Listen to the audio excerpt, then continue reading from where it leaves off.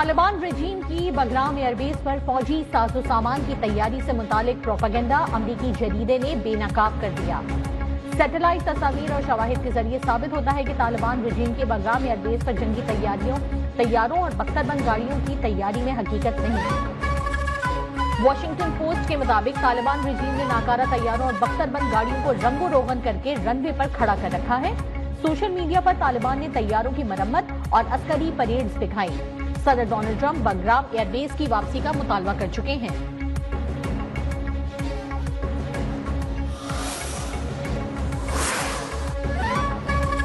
Social media کمپنیاں شدت پسند گروہوں سے منسلک اکاؤنٹس کے خلاف مؤثر کارروائی کریں، پاکستان نے مطالبہ کر دیا۔ وزیر مملکت برائے داخلہ طلال چودھری نے بڑی سوشل میڈیا پلیٹ فارمز پر زور دیا ہے کہ وہ شدت پسند گروہوں سے منسلک اکاؤنٹس کے خلاف سخت کارروائی کریں۔ اگر سوشل میڈیا پلیٹ فارمز تعاون میں ناکافی رہے تو سخت اقدامات یا قانونی کارروائی کی جائے گی۔ ایکس پر کم از کم 19 اکاؤنٹس بھارت سے اور 2 درجن سے زائد افغانستان سے آپریٹ ہو رہے ہیں، جن میں سے بعض مبینہ طور پر افغان طالبان سے منسلک ہیں، جو بلوچ لبریشن آرمی اور تحریک طالبان پاکستان کی حمایت میں انتہا پسندانہ مواد پھیلا رہے ہیں۔ پاکستان کے خلاف پروپیگنڈا کرنے والوں کے اکاؤنٹس بھارت اور اسرائیل سے چل رہے ہیں۔ بنیاد المرصوص کے بعد دنیا میں پاکستان کا وقار بلند ہوا۔ پاکستان کی سلامتی اور استحکام پر کوئی سمجھوتا نہیں ہوگا۔ چیئرمین وزیر اعظم یوتھ پروگرام رانا مشہود خان کا دو ٹوک موقف۔ ایک تقریب میں میڈیا سے گفتگو میں کہا، پاکستان کی مخالفت کرنے والوں کی اب ملک میں کوئی جگہ نہیں۔ بھارت کے حمایتیوں کو بھی پکڑنے کا وقت آ گیا ہے۔ محض امید کو سزا سے قوم سرخرو اور پاکستان میں نئے باب کا آغاز ہوا۔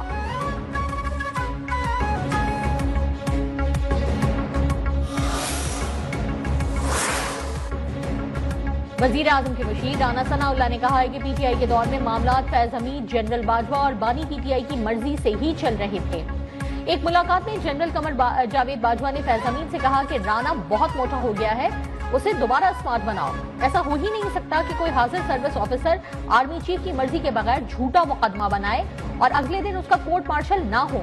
ایک بریفنگ کے دوران جنرل باجوہ اور فیض حمید سے بات ہوئی۔ جنرل باجوہ نے کہا کہ فیض، رانا صاحب کو دوبارہ اسمارٹ بناؤ۔ اس پر میں نے جنرل باجوہ کو کہا کہ مجھ پر مقدمہ آپ نے ہی بنوایا، اللہ اس دنیا میں ہی اس کا حساب کرے گا۔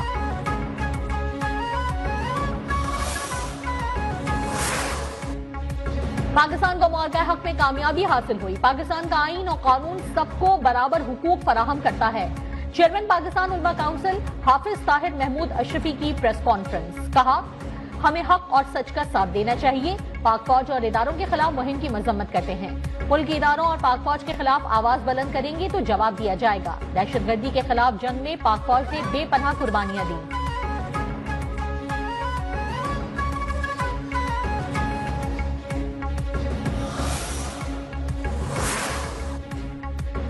جماعت اسلامی کا موجودہ نظام کے خلاف 21 دسمبر کو احتجاج کا اعلان۔ امیر جماعت اسلامی حافظ نعیم الرحمان نے لاہور میں کارکنوں سے خطاب کے دوران کہا، ہم اس گلے سڑے نظام کے خلاف پورے ملک میں تحریک چلائیں گے۔ ناانصافی کے نظام کے خلاف مل کر کھڑا ہونا ہوگا۔ بلدیاتی نظام کو لاگو ہونا چاہیے اور خاندانی سیاست کو بدلنا بہت ضروری ہے۔ خاندانی سیاست نے بلدیاتی نظام کو کمزور کر کے رکھ دیا ہے۔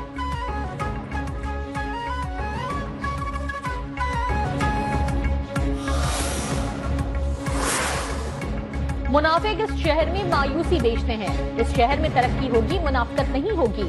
جماعت اسلامی بتائے کہ روڈ کٹنگ کے 14 کروڑ کب خرچ کرے گی۔ میئر کراچی مرتضی وہاب کا کہنا ہے، منافق نہ کام کرنا جانتے ہیں نہ کرنا چاہتے ہیں، ہم کام کرنا بھی جانتے ہیں اور کام کرنا بھی چاہتے ہیں۔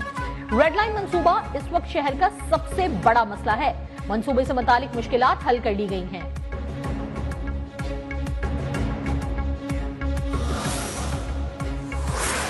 آج پاکستان دنیا کے ٹاپ 3 کرپٹو اڈاپشن کنٹریز میں شمار ہے۔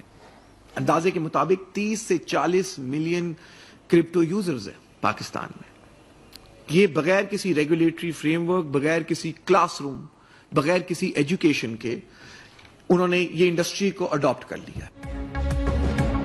پاکستان میں ڈیجیٹل اثاثے اپنانے کی بے پناہ صلاحیت ہے۔ پاکستان $100 ٹریلین کا عالمی بانڈ مارکیٹ میں ڈیجیٹل ریلیز کی طرف بڑھ رہا ہے۔ وزیر اعظم کے معاون خصوصی بلال بن ثاقب نے کہا، ہم نے نئے عالمی مالیاتی نظام کے تحت بروقت اور درست فیصلے کرنا ہے۔ پاکستان اگلے 10 سال میں ٹیکنالوجی کے ذریعے اپنی خود مختاری مستحکم کر چکا ہوگا۔ فریم ورک صرف ٹریڈنگ کے لیے نہیں بلکہ صنعتوں کے لیے بھی فائدہ مند ہے۔ تاریخ میں پہلی بار عالمی ایکسچینجز کے لیے منظم، شفاف اور عالمی معیار کا راستہ کھول دیا۔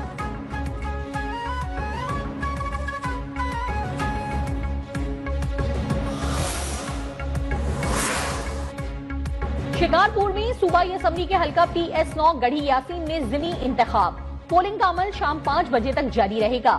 پیپلز پارٹی کے آغا شہباز درانی اور JUI کے رشد اللہ شاہ اہم امیدوار۔ یہ نشست آغا سراج درانی کے انتقال کے باعث خالی ہوئی تھی۔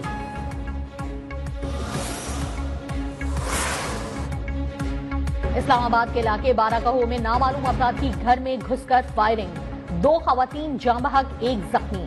واقعے کی اطلاع پر پولیس موقع پر پہنچ گئی اور تفتیش شروع کر دی۔ لاشوں اور زخمی کو اسپتال منتقل کر دیا۔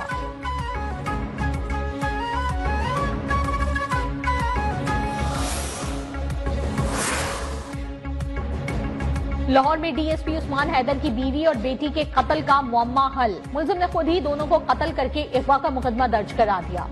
پولیس نے گرفتار کر لیا۔ پولیس کے مطابق DSP عثمان حیدر نے اپنی بیوی اور بیٹی کو مبینہ طور پر فائرنگ کر کے قتل کیا، اعتراف جرم بھی کر لیا۔ ملزم کی بیٹی کی لاش کہنا اور بیوی کی لاش شیخوپورہ سے برآمد ہوئی۔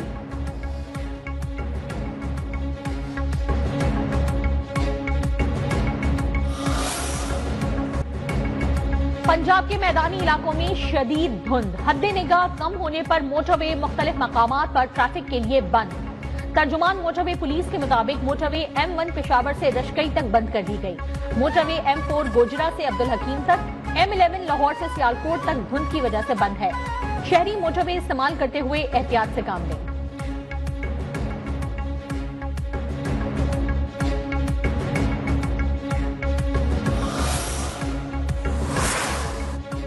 بالائی خیبر پختونخوا، کوہستان، گلگت بلتستان، آزاد کشمیر، بلوچستان کے مختلف علاقوں میں بارش اور برفباری کی پیش گوئی۔ NDMA نے 18 دسمبر تک کے لیے برفباری اور ممکنہ موسم کے حوالے سے ایڈوائزری جاری کر دی۔ محکمہ موسمیات کے مطابق 13 سے 15 دسمبر کے دوران مغربی ہواؤں کا سلسلہ شمالی اور مغربی پاکستان کے مختلف علاقوں میں اثر انداز ہوگا۔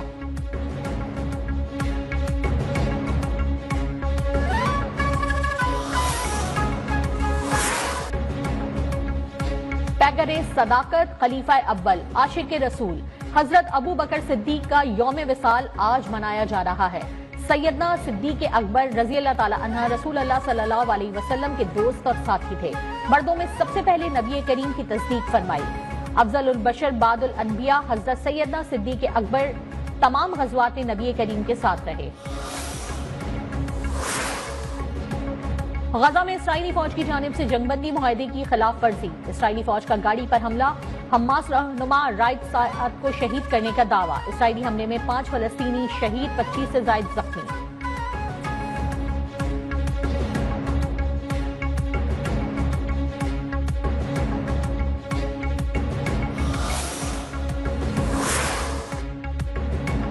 روس کا یوکرین کے توانائی اور صنعتی انفراسٹرکچر پر ہائپر سونک میزائلوں سے شدید حملہ، 5 افراد زخمی، 10 لاکھ سے زائد گھر بجلی سے محروم ہو گئے۔ امریکہ کی براؤن یونیورسٹی میں فائرنگ سے 2 افراد ہلاک اور متعدد زخمی ہو گئے۔ فائرنگ کے سبب براؤن یونیورسٹی کو بند کر دیا گیا جبکہ حملہ آور کو گرفتار نہیں کیا جا سکا۔